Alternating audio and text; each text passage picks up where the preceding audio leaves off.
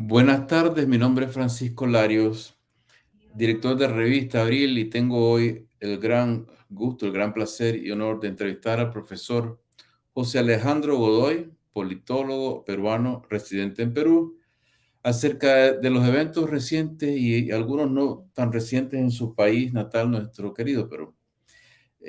Bienvenido, José Alejandro, a esta conversación con Revista Abril. Como hemos conversado, esta revista es radicalmente democrática, antioligárquica, libertaria y busca la verdad más allá de membretes que ya vemos como poco explicativos, poco ilustrativos incluso de la realidad, digamos, real, ¿verdad? La que se esconde debajo de la superficie de los fenómenos sociales. Nosotros queremos entender porque yo creo que es necesario para nuestras sociedades y nuestros pueblos, y especialmente para los más pobres entre nosotros, el problema del poder. Eh, Observamos sus similitudes en todo el mundo, porque al final todos somos humanos, y observamos similitudes más cercanas en toda Hispanoamérica, porque tenemos raíces comunes, milenarias. En ese espíritu es que le entramos, por decirlo así, al tema del Perú, y con tu ayuda esperamos entender, como te dije, más allá de lo convencional. Pero podemos y debemos, creo yo, comenzar por lo que podría de otra manera llamarse anecdótico, por la superficie, a ver hasta dónde nos lleva. Y déjame hacer el resumen de lo que es la verdad convencional aceptada. Hubo lo que parece ser un intento de imponer mando unipersonal, o al menos de un poder del Estado sobre el resto, que fue torpemente planeado además desde la desesperación y que fracasó. Fue evidentemente un intento autoritario, y uno se pregunta por qué ocurrió, qué lo motivó y por qué fracasó. Aclaro, desde el punto de vista mío y de quienes laboramos en la revista, esto es la presentación de la verdad tal y como se ve de fuera, y además la verdad aceptada convencionalmente. Y aunque fuera cierto, ¿verdad? Que parece serlo, nosotros queremos ver más allá, porque esta anécdota es sobre las acciones de un personaje, del presidente Castillo, y la historia no la hace un solo personaje, la hacen muchos personajes. Y necesitamos, por supuesto, buscar la culpa más allá de una sola persona. Eh, a veces esa culpa es mínima, a veces es compartida, pero tenemos que encontrar los hechos. Así que empecemos por examinar los actos y el fracaso del personaje llamado presidente Castillo. ¿Qué te parece? Te dejo la palabra. Gracias, Francisco, gracias por la invitación. A ver, estoy de acuerdo en lo sustancial de lo que has mencionado, ¿no? Lo que hemos tenido en Perú hace 2 semanas es un intento fallido de golpe de Estado. Probablemente en la historia latinoamericana, uno de los intentos más torpes y burdos de golpe de Estado que hemos tenido en tiempos recientes y en la historia peruana, probablemente el más rápidamente develado y rápidamente puesto contra las cuerdas, ¿no? Lo cual te indica, o podría indicar una primera buena noticia, que es cierto reflejo democrático. Pero creo que ahí se acaba la buena noticia, ¿no? Hay que explicar un poco de dónde venimos, ¿no? Perú es un país netamente democrático desde noviembre del año 2000, ¿no? Cuando cae el régimen autoritario de Alberto Fujimori, ¿no?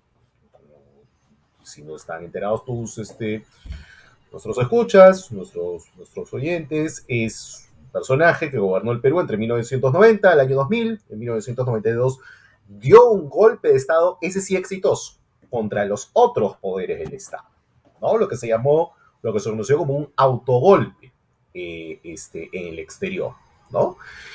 Y Fujimori gobernó en lo que muchos politólogos llaman autoritarismo competitivo, ¿no? Es una terminología de la academia, sobre todo de la academia anglosajona, y gobernó hasta el año 2000, en donde termina él huyendo a la tierra de sus ancestros. Fujimori es hijo de dos descendientes de japoneses que vinieron al Perú como migrantes en los años 30. Fujimori, años más tarde, volvería al Perú, primero a Chile, luego al Perú, sería extraditado y condenado tanto por corrupción como por crímenes de lesa humanidad, ¿no? Entonces, post-Fujimori, lo que tenemos son más o menos unos 20, 22 años de democracia ininterrumpida, pero democracia muy complicada desde el año 2016, ¿no? Acá hay que poner en autos a dos cuestiones, ¿no? Primero, los procesos en el Perú, los gobiernos son de 5 años, ¿no? Y más allá de un periodo breve de transición, a cargo de un abogado, el abogado Valentín Paniagua, entre el 2000 y 2001, los siguientes periodos serán de 5 años. Primero viene Alejandro Toledo, un economista de origen indígena, que luego tiene estudios en la Universidad de Stanford, y pasa luego a ser presidente del Perú.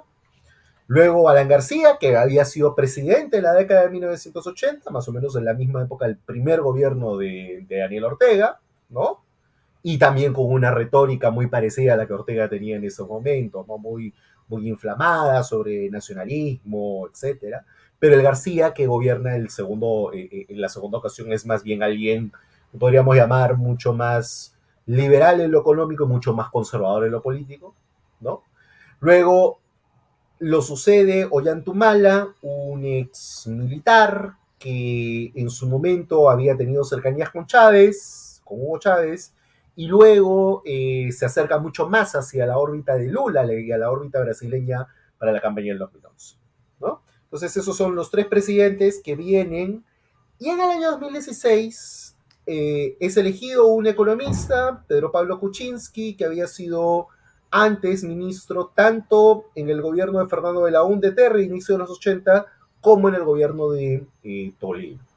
Y le gana la elección por apenas 40.000 votos, que es muy poco en el Perú, es más o menos un 0.3, 0.4% de la votación de diferencia, a Keiko Fujimori, que es la hija de Alberto Fujimori, ¿no? Porque hay que decirlo, el Fujimorismo no cae, o sea, cae del poder, pero logra rearmarse en torno a la figura de la hija de Alberto Fujimori, ¿no?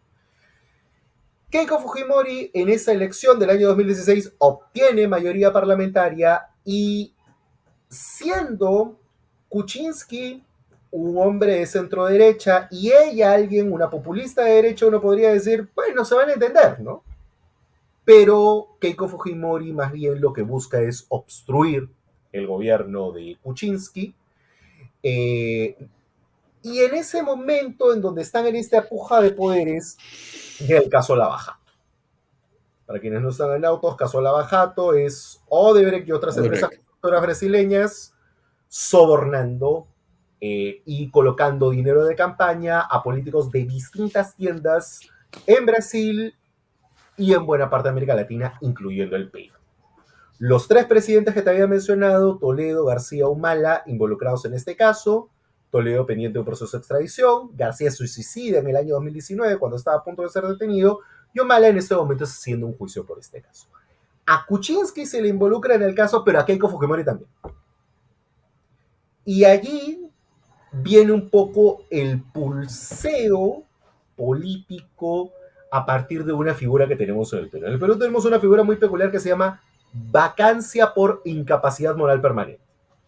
Una En el figura siglo muy, muy extraña realmente, ¿no? muy ambigua.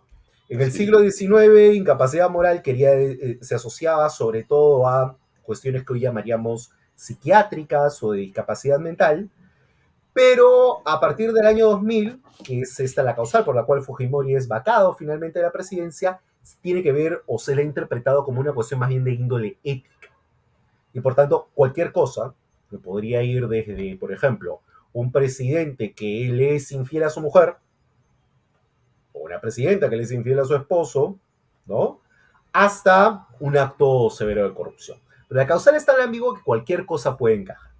Entonces, la mayoría fujimorista busca la vacancia de Kuczynski, y Kuczynski logra sortear un primer proceso de vacancia en más o menos diciembre del año 2017, hace 5 años,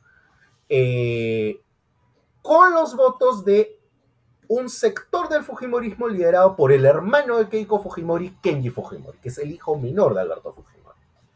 ¿Y qué es lo que pasa? Sortean el proceso de vacancia, más o menos hace 5 años, exactamente, 22 de diciembre del año 2002, Se divide el 2017. Fujimorismo entonces. Sí, porque a los 2 días, en la Navidad del 2017, Kuczynski indulta irregularmente a Alberto Fujimori.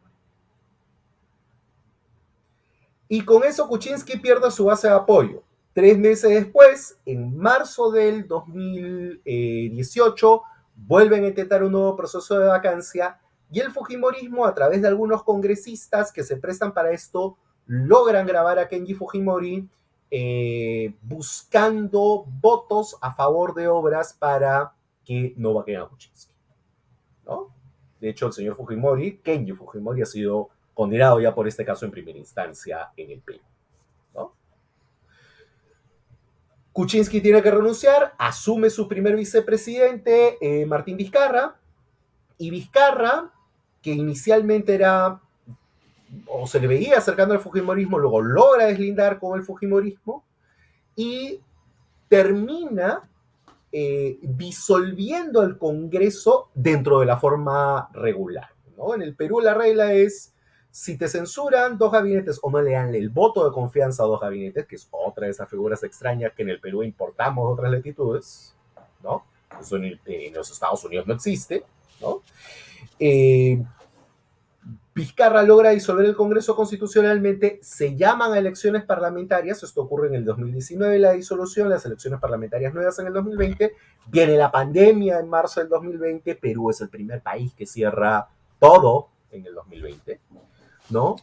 Y en plena pandemia, en pleno inicio de la segunda ola, por supuestos casos de corrupción que involucraban a Vizcarra, que había sido gobernador de una pequeña región del sur del Perú llamada Moquegua, lo vacan. Y quien entra a sucederlo es el presidente del Congreso, Manuel Merino, que dura una semana. Porque hay toda una serie de protestas, las más multitudinarias de la historia peruana, y hay 2 muertos en las protestas. Y al haber 2 muertos en las protestas, el clamor general es que el señor Merino deje el poder, se elige un nuevo presidente del Congreso, un nuevo presidente de transición, que es un intelectual reconocido, Francisco Sagasti, y que logra la transición hasta julio del año 2021. Antes, en abril, hay una elección presidencial que ya estaba programada en Perú, y en donde pasan a la segunda vuelta 2 candidatos con muy pocos niveles de intención de voto en general, que son, de un lado, Pedro Castillo, y del otro lado, Keiko Fujimori. Castillo, inicialmente con un partido muy radical de izquierda llamado Perú Libre, y bueno, Keiko Fujimori representando al Fujimorismo, ¿no? Y eso se transformó básicamente en una lucha de Fujimorismo versus antifujimorismo de un lado, más defensa del modelo económico de mercado de un lado, a transformación total del modelo por el otro. Castillo gana la elección también más o menos por 45.000 votos. Keiko Fujimori intenta hacer una movida muy parecida a la de Trump, de tratar de impugnar la elección todo lo que se pueda, tratar de dilatar todo lo que pueda la elección. De hecho, incluso hasta varios de los miembros de la gente que votó por ella le tocaron la puerta a la OEA, no resultó. Castillo llega al poder y lo que existe, o lo que existió en Perú durante 18 meses, es una tensión muy fuerte entre un Castillo que a la larga fue súper práctico en temas económicos y puso a ministros de Economía que mantenían cierta sensatez macroeconómica, pero él mismo con un lenguaje muy populista, muy divisivo entre Lima, que es la capital del Perú, que tiene 1/3 de la población nacional, y el resto del país, ¿no? Lima no quería Castillo, y él se apoyaba más bien en el apoyo fuera de Lima, ¿no? Y de otro lado, un grupo de congresistas que desde el minuto 1 lo querían vacar. La cosa se complica cuando se van descubriendo que alrededor del entorno de Castillo y él mismo hay severos indicios de corrupción. Y se plantean nuevamente 2 intentos de vacancia que resultan absolutamente infructuosos, Y cuando se va a presentar, o el mismo día que se iba a discutir el tercero, ante una comisión del Congreso, un testigo, que era una persona del entorno del presidente Castillo, dice que le dio $100,000 como cuota de un soborno, ¿no? Y a la hora en que se da esa declaración, Castillo da el mensaje intentando dar un golpe de Estado. Todos los poderes del Estado y todas las instituciones de Perú rechazan el golpe. El Congreso inmediatamente activa una cuarta moción de vacancia contra él. La vota casi todo el espectro político, salvo algunos congresistas. Lo vacan y prácticamente casi de inmediato en una vía pública la policía lo detiene. Eso Bueno, es un poco el resumen no, largo como para poder tratar de entender de dónde está viniendo. no, es un resumen, creo yo, muy claro y las dos primeras ideas que se me vienen a la cabeza es, primero, que el cargo evidentemente le quedaba muy grande al señor Castillo. Parece haber sido un político sin capacidad de medición de sus fuerzas y de las fuerzas del adversario, eh, y además sin, sin noción de lo que podía pasar, ¿no? Dado su poder, su escaso poder.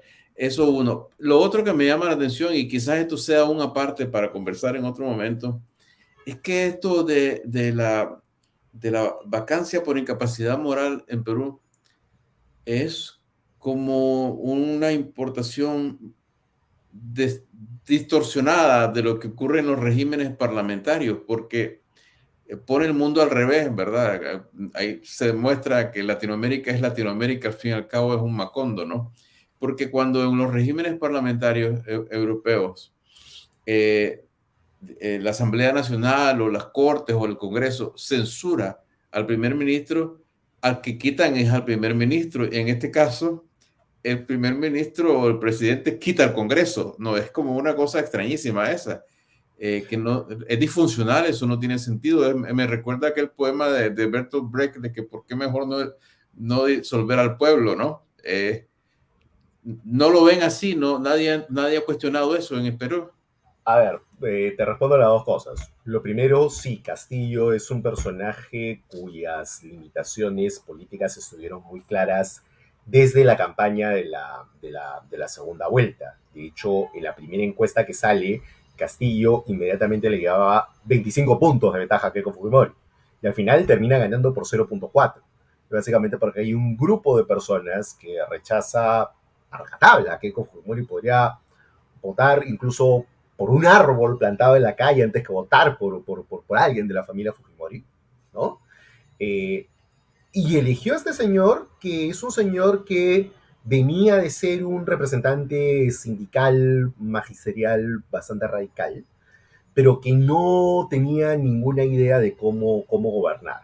Eso se nota en los nombramientos, se nota en el desmantelamiento de algunas políticas públicas.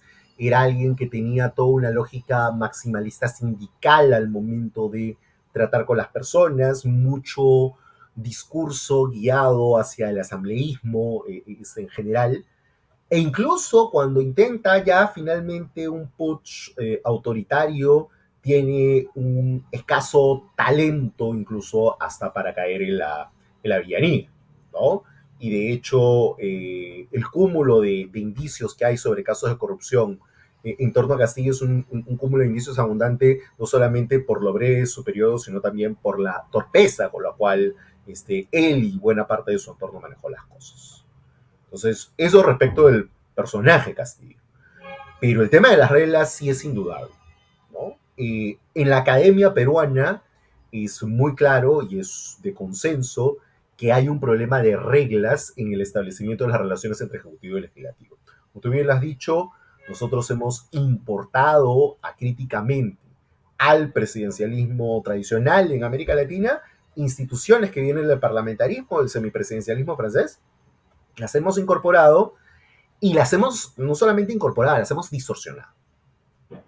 Porque lo que llamamos un poco los botones nucleares de la Constitución, es decir, las cosas que utilizas tú de última ratio cuando ya no te queda otra salida, lo hemos estado mal utilizando durante los últimos 6, 7 años, ¿no? Tanto la vacancia por incapacidad moral permanente como la posibilidad de disolver constitucionalmente el Congreso, ¿no? Y a eso súmale el antecedente que teníamos con Fujimori de disolver ya no solamente irregularmente el Congreso, sino ir o buscar un golpe de Estado contra todos los poderes e instituciones estatales, que fue lo que hizo Fujimori en el 92 y que fue lo que quiso hacer Castillo hace un par de semanas. Entonces, Sí.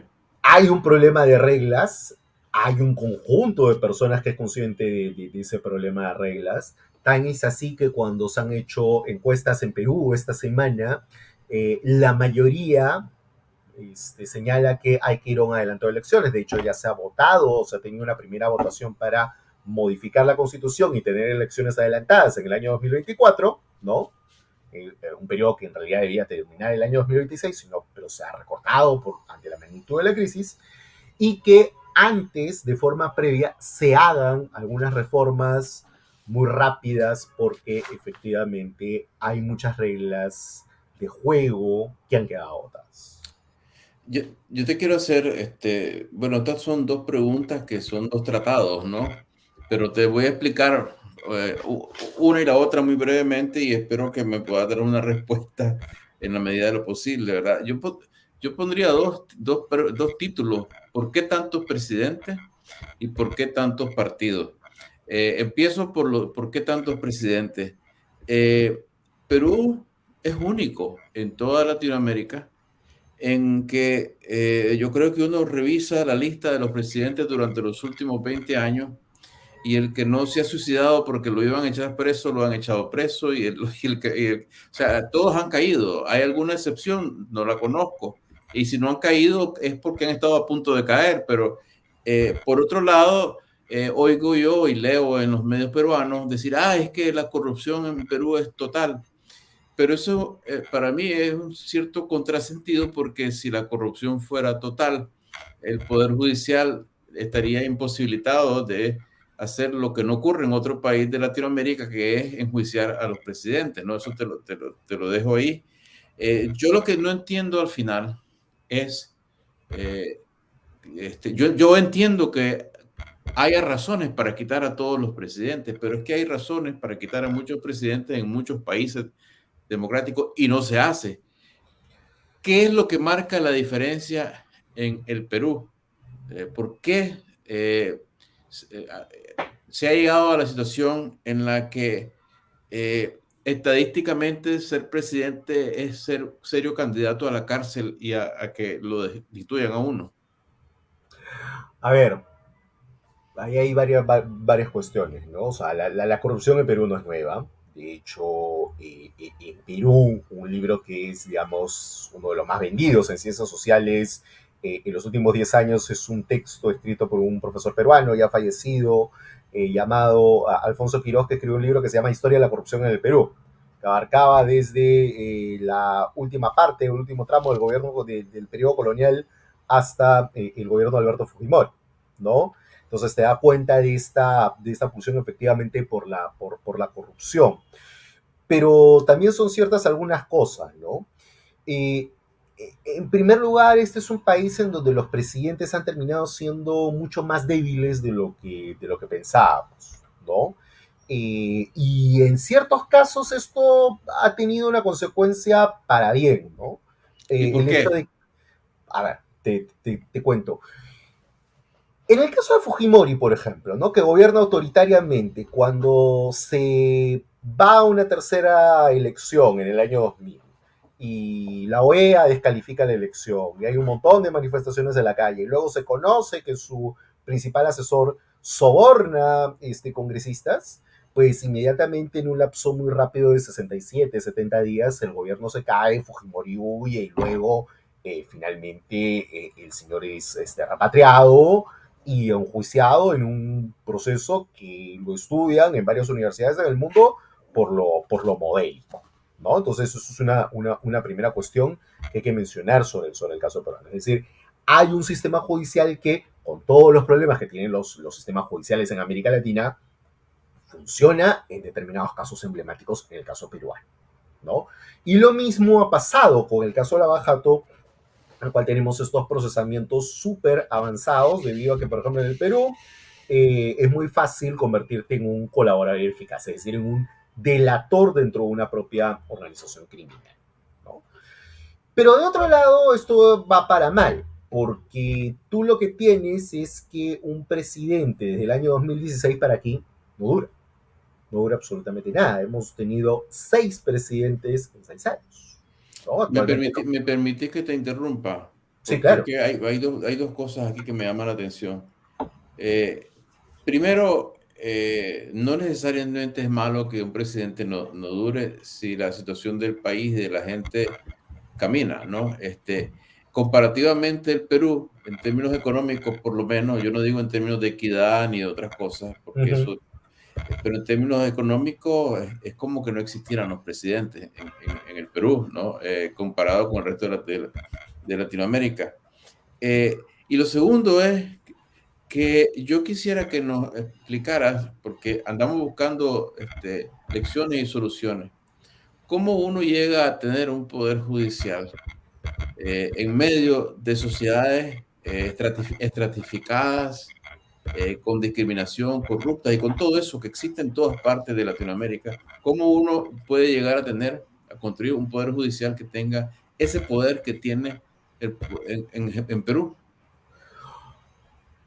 Básicamente porque ese poder judicial, en parte por parte de la experiencia o post-Fujimori, buscó ratificar su independencia, ¿no? Y luego de la experiencia de Fujimori, que buscó intervenir el sistema de justicia, el Poder Judicial ha buscado ratificar su independencia del poder político, sobre todo, y ha marcado mucho esta necesidad de autonomía, esta necesidad de contar además con un conjunto de magistrados, tanto en el Ministerio Público como que es el que se encarga de la investigación del delito, como el Poder Judicial, que se enfrentan al poder y que tratan de investigar al poder.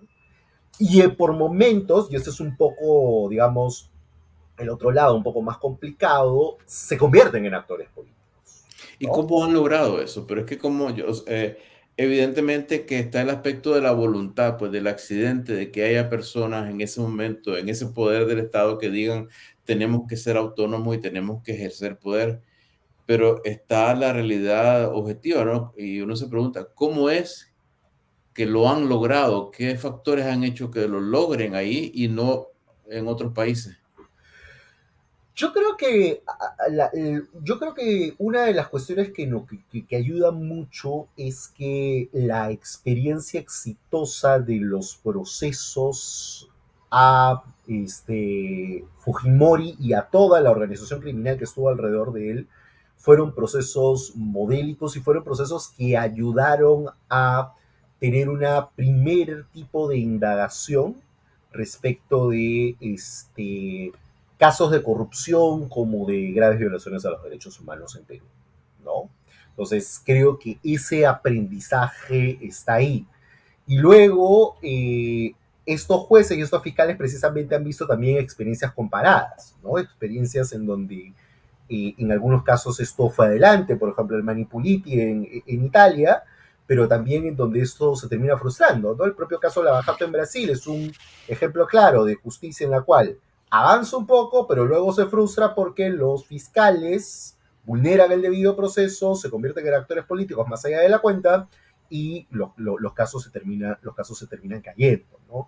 Creo que ahí había una suerte de freno propio de los jueces y de los fiscales en ser actores que pueden ser innovativos en sus sentencias, pero al mismo tiempo respetar el debido proceso en términos generales. Y eso hace que las sentencias y resoluciones, más allá de las críticas que se puedan tener o no frente a algunos aspectos de las mismas, puedan ser respetadas. Ahora, esto es una cuestión, digamos, casi de isla, ¿no? Porque si tú vas al Poder Judicial frente al caso de una persona que, por ejemplo, quiere hacer un proceso de desahucio de un inquilino moroso o de un contrato entre dos personas comunes y corrientes que quieren resolver sus diferencias, esos procesos sí duran 8 o 10 años.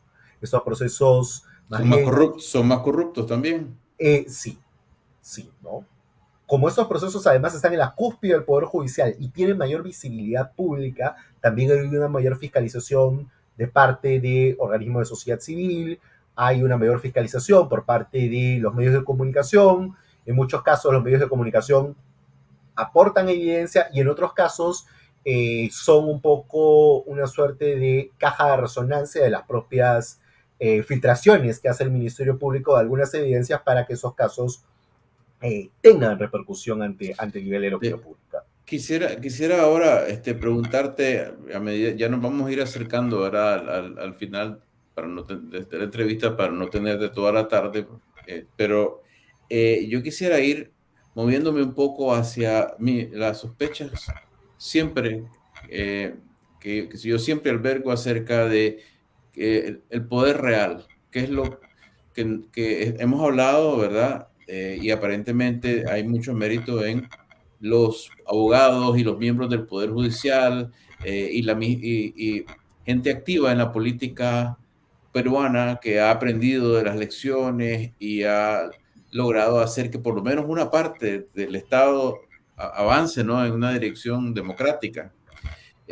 Pero precisamente sobre eso te quería preguntar, ¿cuáles son los poderes reales políticos que han empujado suficientemente en esta dirección? Me refiero a cuál ha sido el papel de las organizaciones populares, de las organizaciones civiles, qué tanta fuerza han tenido en el desarrollo institucional, el papel, no hemos hablado del papel de los poderes económicos, qué papel juegan en todo esto, y finalmente el poder del ejército. Yo entro, te dejo eso aquí, y yo he entrado a esta conversación con una cierta sospecha, sin justificación informada, acerca de que en Perú parece que el segmento dominante del Estado es el Congreso, y entonces yo me pregunto, ¿y quién está detrás de ese poder? A ver, ahí hay de todo, ¿no? Tú tienes en ese Congreso gente muy conservadora, que han sido algunos militares en retiro, y otros miembros de algunas iglesias Discúlpame, evangélicas. que hay un ruido y yo no sé si Control puede eliminarlo. Perdón, te decía. Bueno, ya, pues vamos adelante. Sí. Bueno, a ver, lo que te decía es, tú tienes de un lado congresistas que han sido en algunos casos miembros de las Fuerzas Armadas, ¿no? Militares que han pasado a retiro y que ahora quieren hacer política. Tú tienes en algunos casos algunos líderes de algunas iglesias evangélicas, sobre todo neopentecostales, ¿no? Muy, muy, muy, muy conservadoras. Eso por el lado más conservador. Tú tienes del otro lado, si quieres verlo del lado de la izquierda, más radical, personajes que vienen de sindicatos muy radicales o de partidos políticos muy, muy, muy, muy, muy radicales que tienen cierta presencia en algunos aparatos para movilizar personas de la calle, ¿no? Y tienes en medio, no diría un centro, pero sí hablaría de un núcleo más bien amplio del Congreso que está más involucrado en intereses muy particulares, ¿no? Acá hay un aspecto muy importante, ¿no? En Perú, buena parte de la economía es informal, ¿no? Por lo menos el 80% de la economía es informal. Entonces tú tienes a personas que en ese Congreso y en varios de los anteriores han buscado defender intereses de minería informal, minería ilegal incluso, tala ilegal, transporte informal de pasajeros, transporte informal de carga o de universidades que no reúnen o no reunirían en ningún otro país del mundo la calidad suficiente como para poder seguir operando. Entonces, es este cúmulo de intereses el que está dando vueltas, ¿no? Súmale a eso que efectivamente en el caso peruano tú tienes divisiones muy fuertes dentro del empresariado. Las personas que pasan de los 60 años para arriba normalmente son mucho más conservadoras, todavía añoran a un personaje como un Fujimori o un Pinochet, alguien que venga con mano dura. Y del otro lado, tú tienes un núcleo de dirigentes empresariales más bien de 50 años para abajo, que más bien quiere otro tipo de forma de hacer empresa, que tiene una preocupación un poco mayor por la institucionalidad y que está metido en esas funciones. Entonces es un panorama muy ¿Quiénes complejo. son más fuertes entre esos dos grupos? En ese momento, el primer grupo. El El de los primer grupo mayores. es el de los mayores, porque Y, siguen y ellos teniendo basan, la ellos basan su poder económico ¿en qué? ¿De dónde le viene? minería, banca, servicios, básicamente. Y son familias tradicionales o son empresarios? Algunos casos son familias tradicionales y en otros casos han sido fortunas nuevas de primera generación, ¿no? Entonces, hay de todo, es Hay mucho de todo. más, es mucho más complejo, ¿no? Entonces, lo mismo pasa con la Iglesia Católica. Tú tienes sectores muy conservadores, también tienes sectores mucho más institucionalistas, mucho más cercanos a una defensa clara de la democracia, de los derechos humanos. Y un poco que la sociedad civil en Perú se divide un poco en eso, en estas pulsiones por ratos autoritarias y por ratos democráticas. Entonces uno podría, y aquí estoy reaccionando de nuevo desde de una situación de poco conocimiento relativo, digamos. Aquí uno podría decir que, bueno, hemos visto que el Poder Judicial tiene sus éxitos, pero pareciera, por lo que me estás diciendo, que la institución Congreso en sí es un éxito en el sentido de que ahí está sentado todo el mundo, ¿no? De que pueden de alguna manera convivir intereses muy conflictivos entre sí y de alguna manera se han mantenido, ¿no? ¿Qué es lo que los mantiene? ¿Qué es lo que hace que ese Congreso sea posible? Porque además es posible, es posible en diversidad, sin acumulación de poder en un par de partidos, ¿no? Que es el caso tradicional en otras partes. Claro, lo que pasa es que todos estos actores terminan confluyendo en determinado tipo de intereses mucho más, por lo menos en este Congreso, mucho más informales, ¿no? Defensa de determinadas actividades económicas o defensa de determinado status quo informal en determinadas actividades económicas o de desregulación en otras, ¿no? Entonces, un poco que es como que más allá de izquierdas, derechas, etcétera, es mientras podamos hacer nuestros negocios, mientras podamos hacer lo que querramos, podemos votar incluso en bloque tanto un pastor o evangélico, un militar en retiro, anticomunista, de la mano con el izquierdista más radical. ¿Y cuál es ese negocio que es la columna vertebral? De alguna u otra forma, el negocio que une a todos es el tema de educación, el tema de las universidades. ¿Así?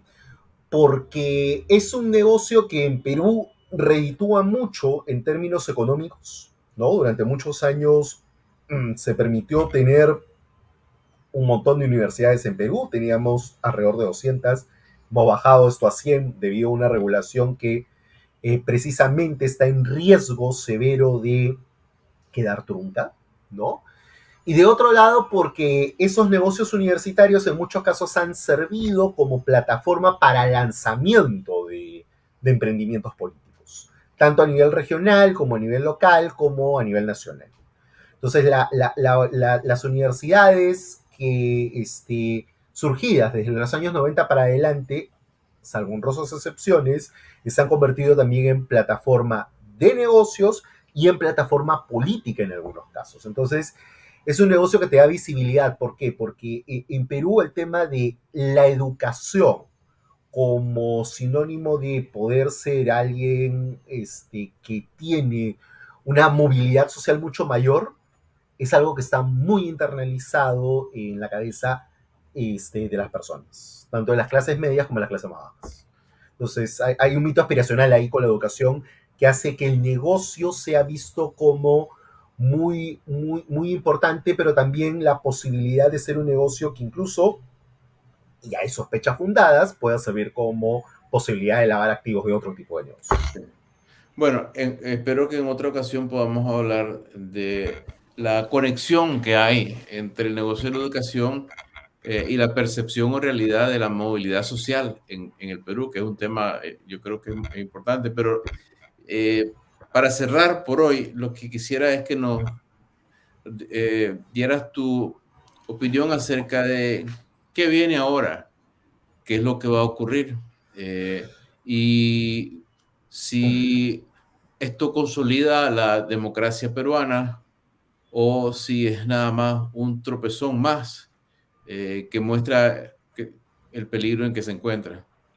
Y yo diría que es más bien un tropezón más, ¿no? Quien ha asumido el gobierno desde hace 2 semanas es la vicepresidenta Dina Boluarte. Es alguien que más bien ha optado por una alianza con estos sectores más conservadores para mantenerse en el poder, de un lado. Ha habido una represión muy fuerte a las manifestaciones. Hemos tenido alrededor de la hora que estamos conversando, alrededor de 30 personas fallecidas, en varios de los casos por impacto de bala por parte de las fuerzas del orden, ¿no?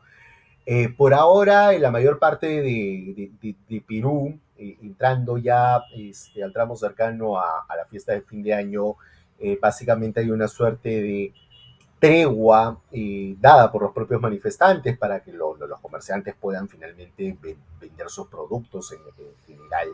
Y salvo pequeños núcleos, las movilizaciones han bajado en intensidad, pero no es que vayan a desaparecer. Y de otro lado, si bien ya se ha votado o se ha tenido una primera votación para adelantar el calendario electoral, existe una muy fuerte desconfianza en que el Congreso peruano pueda hacer las reformas necesarias, pertinentes y suficientes para ir a un proceso electoral distinto a los que hemos tenido anteriormente y que el resultado pueda ser de una mayor estabilidad. Por tanto, digamos que la democracia peruana sigue en pie, pero sobre bases bastante frágiles. Y una cosa que a mí siempre me preocupa es que se deje en manos de un Congreso en particular cambiar la constitución de un país, ¿no? No existe en Perú requisito de referéndum para cambiar la ley fundamental. Sí, en el Perú tú puedes cambiar la constitución con 2 votaciones sucesivas en legislaturas o periodos parlamentarios distintos, pero tú también podrías optar por la posibilidad de someter a referéndum algunos de estos cambios. Normalmente es optado por la primera figura y no por la segunda. ¿Y cuál es el caso en esta oportunidad? ¿Qué va a ocurrir? Va a optarse por la primera figura, es decir, una reforma constitucional en manos del Congreso. Está bien. Bueno, lo cual quiere decir que vamos a tener que seguir conversando este año que viene, ¿no? Porque la situación está fluida y no se ha alcanzado un equilibrio estable, por lo que veo. Así es, Así que así es. te agradecemos muchísimo. Damos las gracias a José Alejandro Godoy, académico, politólogo peruano, quien nos ha ayudado a entender mucho, mucho mejor de lo que entendíamos antes la situación compleja del Perú, los blancos, los negros, los grises y los otros colores. Muchas gracias, José Alejandro. Muchas felicidades y que el Perú tenga una Navidad dentro de lo posible festiva. Esperemos. Gracias, Francisco, por la conversación. Hasta luego.